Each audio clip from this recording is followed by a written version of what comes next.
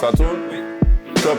Salut les amis, alors on se retrouve aujourd'hui pour le deuxième épisode de l'émission Bienvenue sur mon siège et on vous remercie également pour l'engouement que vous avez porté au premier épisode. Sincèrement, c'était très chaleureux. On retrouve aujourd'hui un candidat que vous connaissez ou peut-être pas, mais sachez qu'il est beau gosse, il est célibataire, ça va vous plaire.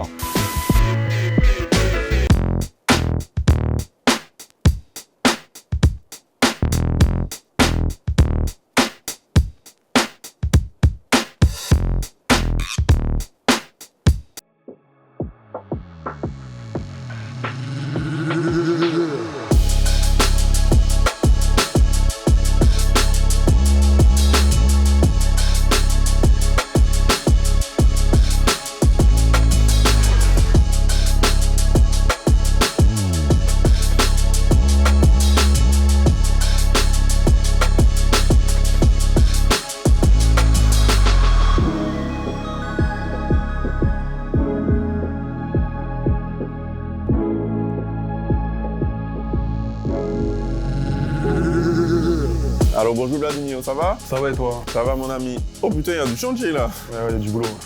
Cool. Alors bienvenue sur mon siège Vladimir. Aujourd'hui tu vas nous raconter ton histoire et nous allons te coiffer.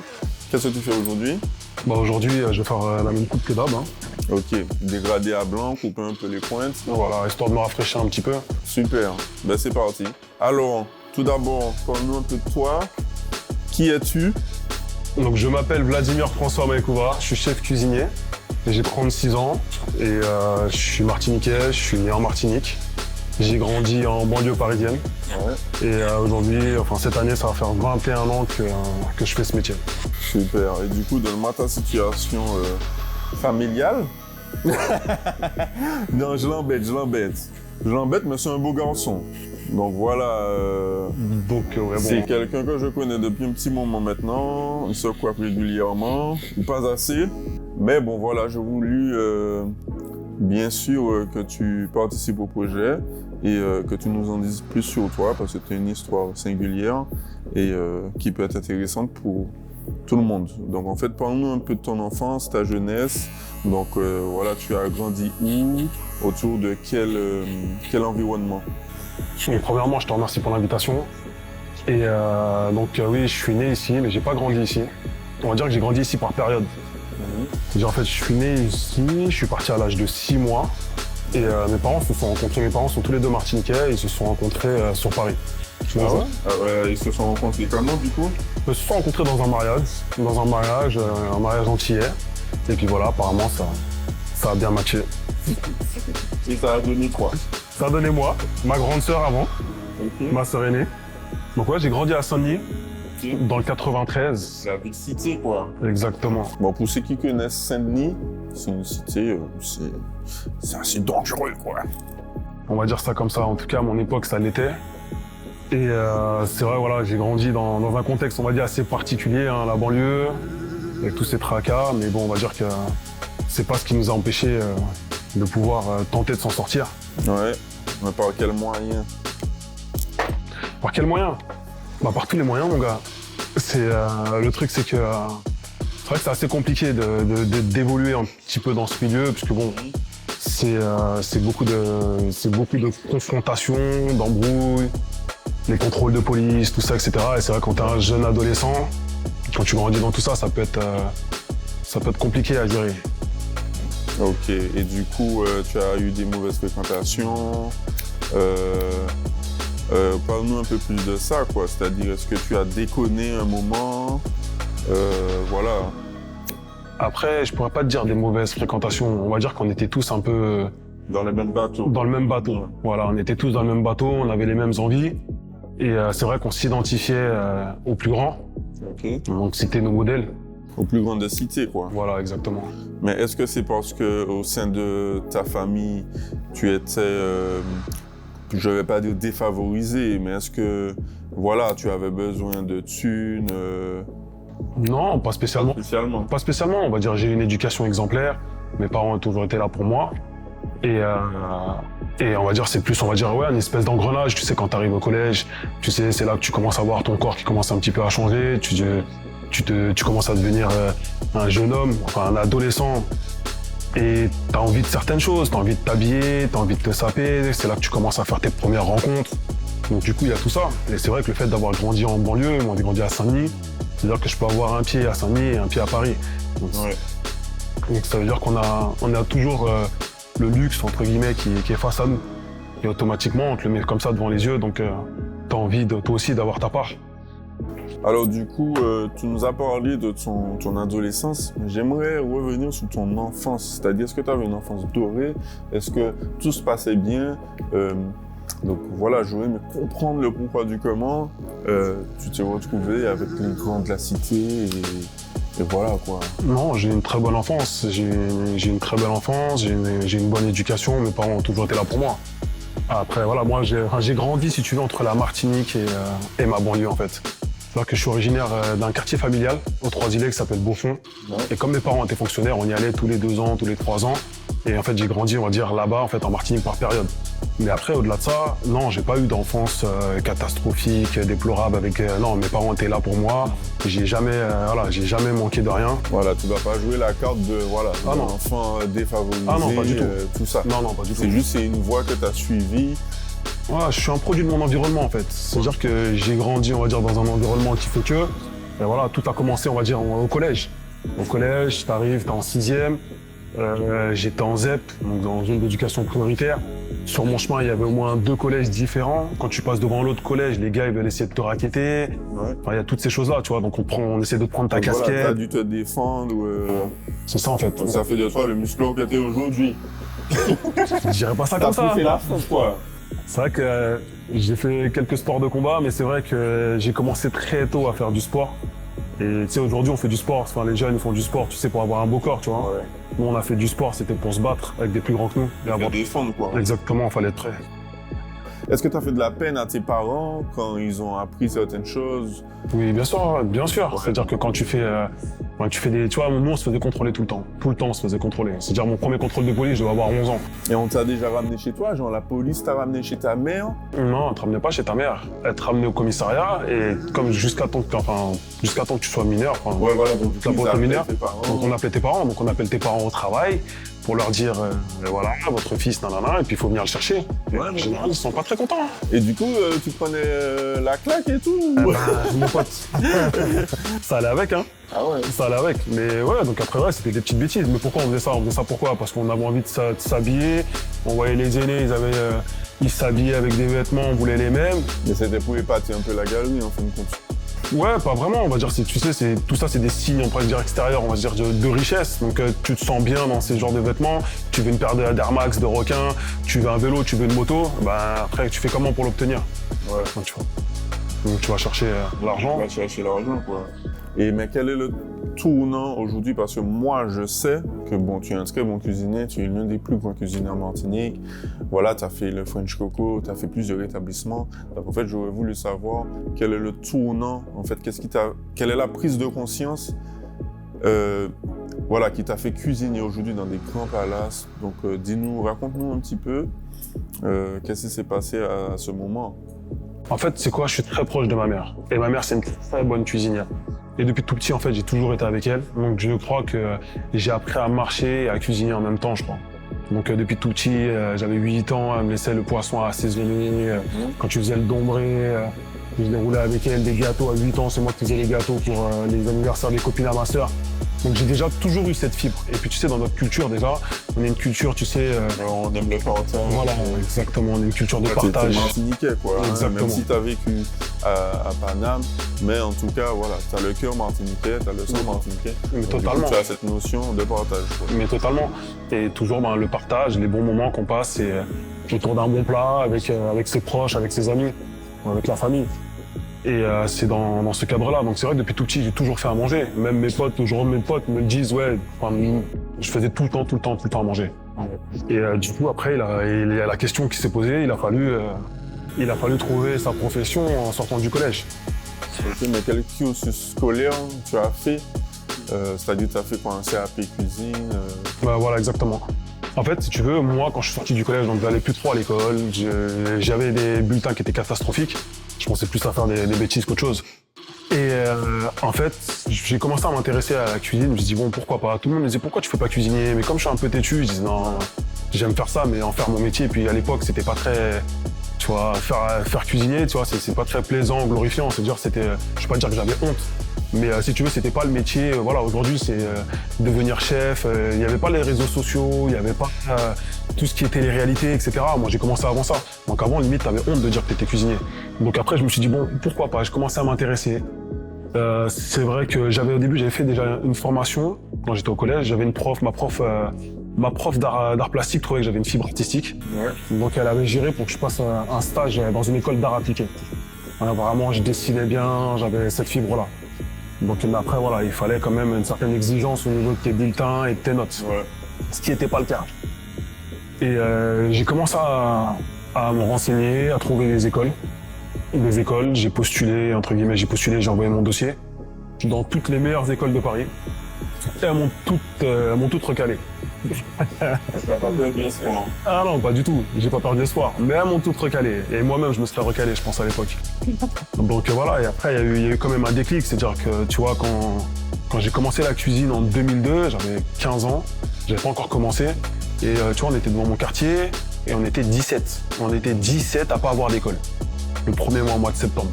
Ouais. On était 17. Et au fur et à mesure, ils ont tous commencé à trouver des écoles, etc. On s'est retrouvés à être 3.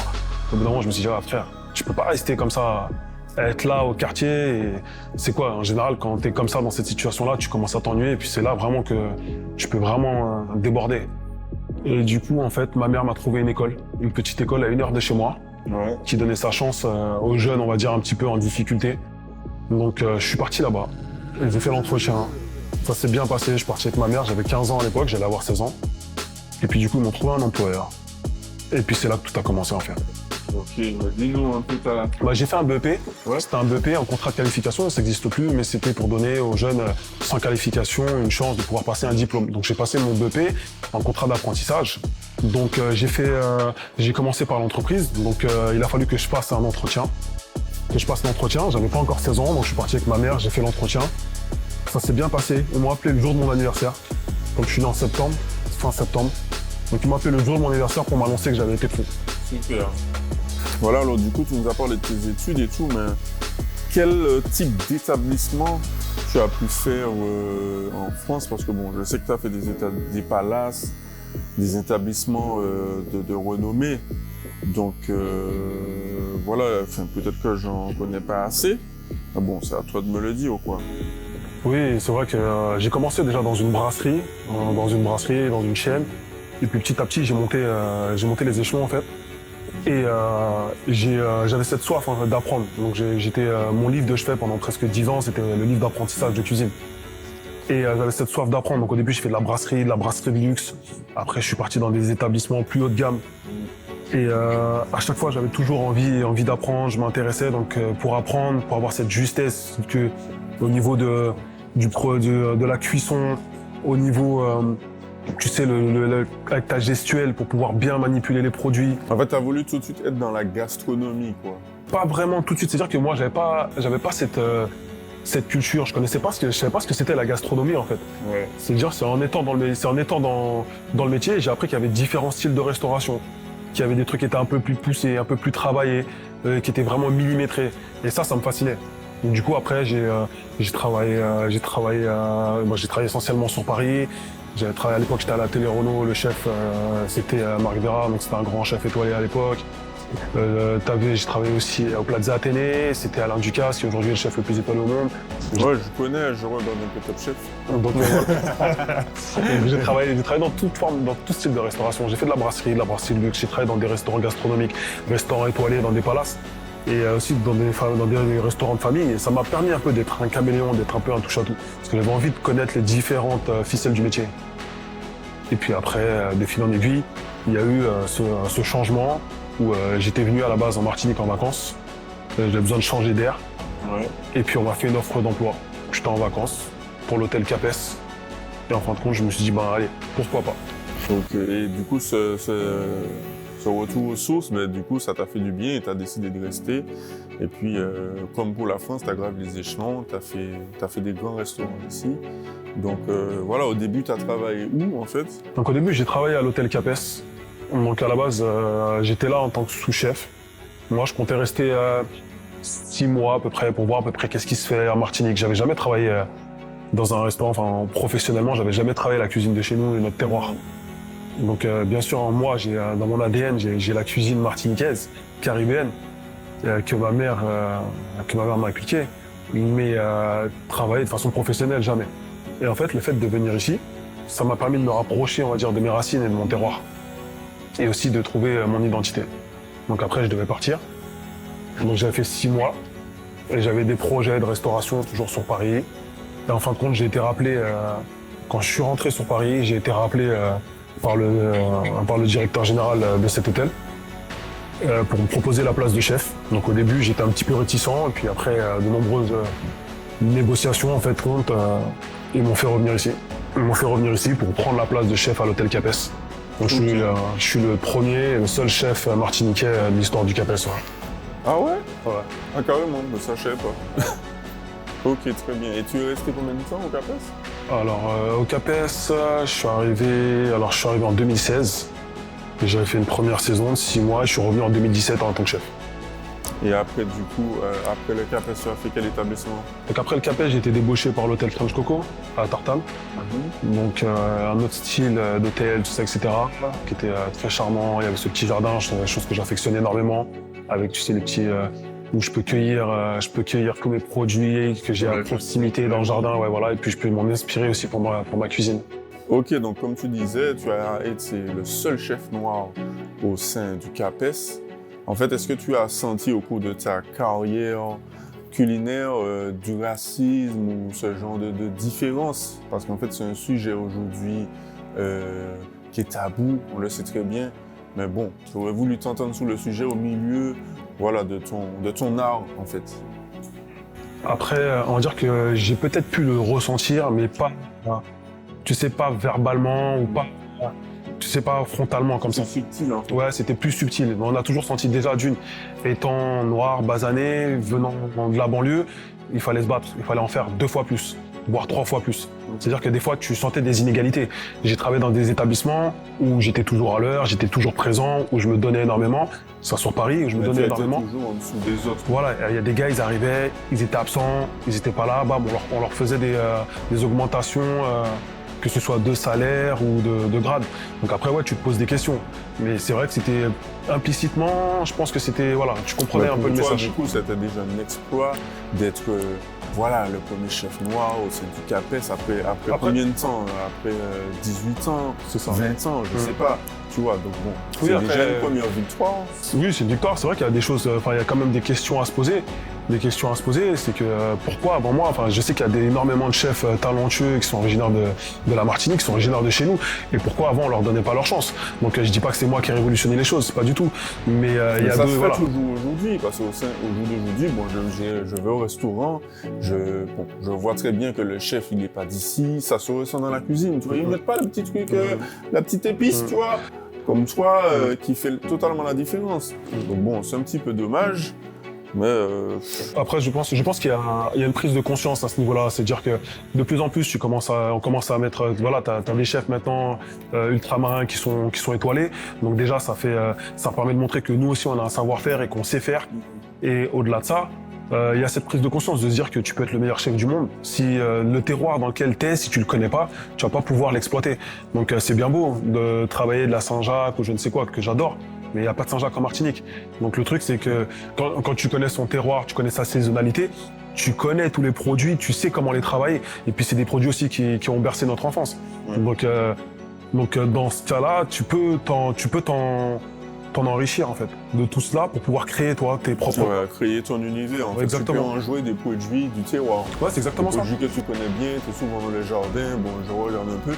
Justement, mais pas nous, parce que je suis tombé un peu sur ton Instagram, j'ai vu que tu as participé à plusieurs émissions Bon, on t'a vu dans TV5 Monde, on t'a vu voilà, sur France Outre-mer.